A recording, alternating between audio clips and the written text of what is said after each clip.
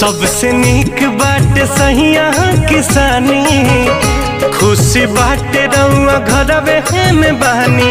मुहारो कमैला के ए जी बहरा में गईला के, मुहारो कमैला के अब बहरा में गईला के।